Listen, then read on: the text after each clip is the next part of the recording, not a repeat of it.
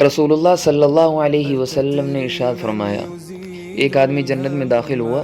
تو اس نے جنت کے دروازے پر لکھا ہوا دیکھا کہ اللہ تعالیٰ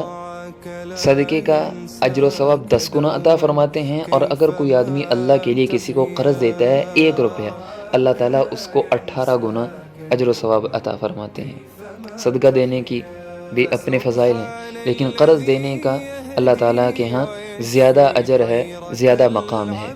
لیکن آج کے دور میں اگر قرض دیں، یہ فضیلت حاصل کرنی ہو، پھر وہ بندہ جس نے قرض لیا ہے واپس ہی نہیں کرتا ہے، وہ سمجھتا ہے اپنی ملکیت ہے، کس کو واپس کرنا ہے، کوئی پوچھنے والا نہیں ہے۔ ایسے سمجھتے ہیں لوگ جیسا کہ بھائی اللہ کے ہاں بھی اس کی کوئی پوچھ گچھ نہیں ہوگی، قبر میں بھی اس کا کوئی معاملہ نہیں ہوگا، تو کس کو قرض دے؟ قرض ادا نہ کرنا یہ کوئی چھوٹا گناہ نہیں ہے۔ امام ابو داود رحمہ اللہ نے روایت نقل کی ہے، رسول اللہ صلی اللہ علیہ وسلم نے ارشاد فرمایا، ان اعظم الذنوب عند اللہ کے ہاں بڑے گناہ، بہت بڑے گناہوں میں سے یہ گناہ ہے کہ کوئی آدمی اس حال میں مرے کہ اس پر دین ہو اور وہ پیچھے کوئی چیز بھی چھوڑ کے نہ جائے جس سے اس کا قرض ادا کیا جائے۔ یہ آدمی سب سے بڑا گناہ کر کے، شرک کے بعد بڑا گناہ کر کے مر گیا ہے، یہ کوئی چھوٹا گناہ نہیں ہے۔ آپ علیہ الصلوۃ والسلام نمازوں کے اندر، اپنی دعا کے اندر یہ دعا کیا کرتے تھے کہ یا اللہ میرے سے میرا قرض ادا فرما دے، یا اللہ میری قرض سے حفاظت فرمائیے۔ نبی کریم علیہ الصلوۃ والسلام اس کی دعا کر رہے ہیں۔ محمد بن عبداللہ بن جحش رضی اللہ تعالیٰ عنہ فرماتے ہیں، ایک دن ہم جنازگاہ میں مسجد نبوی کے باہر میدان تھا، وہاں پر بیٹھے ہوئے تھے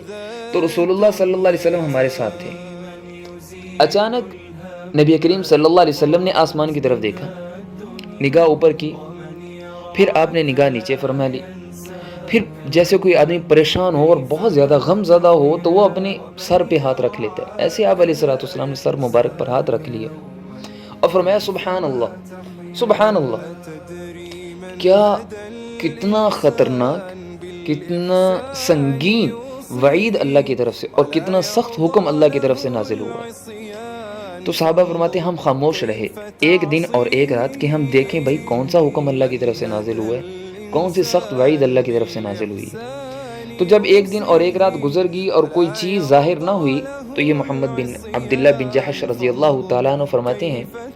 میں نے نبی کریم صلی اللہ علیہ وسلم سے عرض کی، یا رسول اللہ وہ کون سا حکم، وہ کون سی بات تھی جس نے آپ کو کل جنازگاہ میں اتنا پریشان اور غمگین کر دیا تھا؟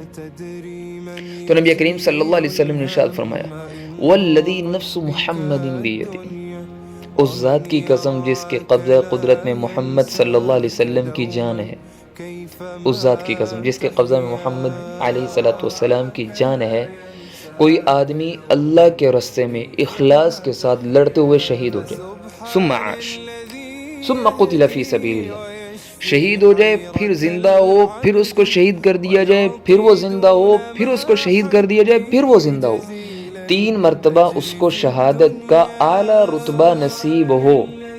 اور 1 دفعہ شہید ہونے کا اجر و ثواب کیا ہے کہ شہید کا خون کا قطرہ بعد میں زمین پہ گرتا ہے، اللہ تعالیٰ اس کے لیے جنت کے فیصلے پہلے فرما دیتے ہیں۔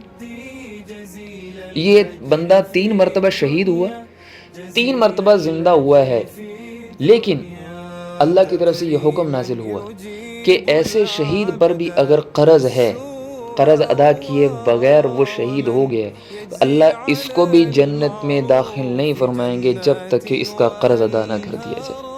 کوئی آسان معاملہ نہیں ہے کہ اگر ہم قرض ادا نہیں کریں گے تو کوئی پوچھ گچھ نہیں ہے، شہید کو بھی جنت کا داخلہ نصیب نہیں ہو رہا۔ یہ تو شہید بعد کی بات، ٹھیک ہے۔ ایک صحابی رضی اللہ تعالیٰ عنہ کا جنازہ لایا گیا، ان کا میت لائی گئی ان کا جنازہ پڑھنے کے لیے۔ آپ علیہ الصلوۃ والسلام نے پوچھا بھائی کیا ان پر کوئی قرض تو نہیں ہے؟ تو صحابہ نے عرض کیا یا رسول اللہ صلی اللہ علیہ وسلم ان پر 3 دینار، صرف 3 دینار قرض ہے، صرف 3 دینار۔ آج کے دور میں اگر ہم کہہ لیں تو بھائی 3000 روپے ان پر قرض ہے، تو آپ علیہ الصلوۃ والسلام نے پتہ کیا ارشاد فرمایا، صلو علی صاحبکم، پھر تم ہی اپنے ساتھی کا جنازہ پڑھو، میں نہیں پڑھوں گا، ان پر قرض ہے۔ حضرت ابو قتادہ رضی اللہ تعالیٰ عنہ آگے تشریف لائے اور اس کے یا رسول اللہ جو ان کا قرض ہے وہ میں ادا کر دوں گا۔ پھر آپ علیہ الصلوۃ والسلام آگے تشریف لائے اور آپ نے ان صحابی کا جنازہ پڑھایا۔ قرض ادا کرنا کتنی اہم چیز، اگر کسی سے قرض لے لیا اس کو واپس کرنے کے لیے اللہ سے دعا بھی کریں، اور ایک حدیث میں آتا ہے آپ علیہ السلام نے ارشاد فرمایا جو آدمی قرض ادا کرنے کی نیت رکھتا ہے اللہ تعالیٰ اس وقت تک اس کے ساتھ ہوتے ہیں جب تک کہ اس کا قرض ادا نہ ہو جائے، اور جو آدمی جس نے لیا ہے قرض اس نیت سے کہ میں نے اس کو ٹھگ لینا ہے، میں نے اس کو واپس نہیں کرنا ہے، تو اللہ تعالیٰ اس کو دنیا میں بھی توفیق نہیں دیتے اور آخرت میں بھی اس کے لیے وعید ہے، اس کے لیے سخت عذاب ہے۔ اور اللہ تعالیٰ ایسے آدمی کو جہنم کے ایک اوپر جیل خانہ ہے جس کو جسر کا نام دیا گیا، حدیث میں جسر کا نام آیا ہے، اللہ تعالیٰ اس پر اس کو قید کر دیں گے اور آگ سے اس کی صفائی ہوگی جب تک کہ اس کی صفائی نہیں ہو جاتی۔ اللہ اس مومن بندے کو بھی جنت میں داخل نہیں فرمائیں گے جس پر قرض ہو۔ اللہ تعالیٰ سے دعا ہے اللہ تعالیٰ مجھے آپ کو آپ علیہ الصلوۃ والسلام کی ان احادیث پر عمل کی توفیق عطا فرمائے، آمین۔